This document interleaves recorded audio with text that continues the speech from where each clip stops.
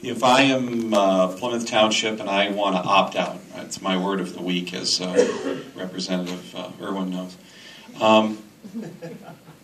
Thank you.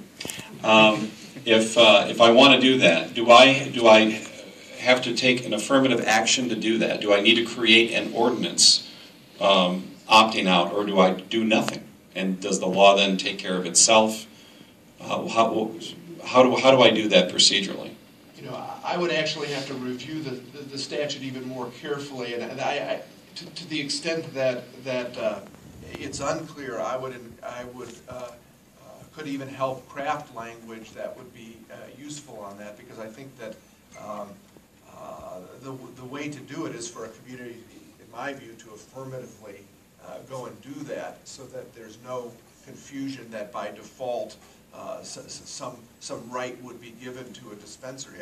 I don't think that that's the intention, and I think that the wisest course would be to do that. Well, and I agree. I think for a community to do nothing and just say, well, that we don't allow that here, or that is not our policy, I don't think is good enough. And by an affirmative action, a local ordinance that would reference a state law saying we are not, this is not happening in our community, is also something that can be amended at some point or changed as community values change, attitudes. Maybe then a later board could then opt back in.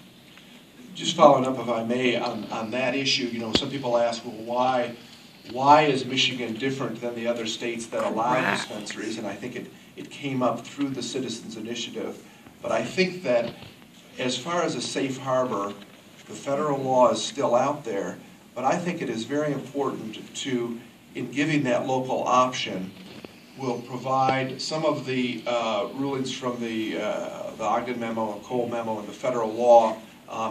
It really indicated that if it's going to be in a state, we would like the application of the Medical Marijuana Act in those states to at least comply with state law. And now after McQueen, the question about dispensaries is out there, and I think that at least providing the protection, even under the local control, is very important to the extent there is a safe harbor out there under the federal law.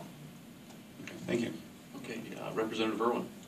Thank you, Chairman Codd. I just want to take the opportunity to thank my city attorney for being here, and to mention that our city attorney in Ann Arbor, as you can imagine, has spent a lot of time working on this issue and dealing with some of the sticky details, and I think that's exactly what this bill would allow and empower communities to do. So I just appreciate the chance to thank my city attorney for being here.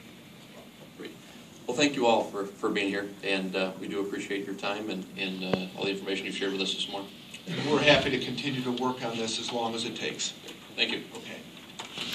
We don't have as long as it we takes. are going to People are dying of cancer vote that we took this morning. without access so this will be, just take a brief moment here for the committee to clean up some business, and then we are going to go to a 5-minute recess.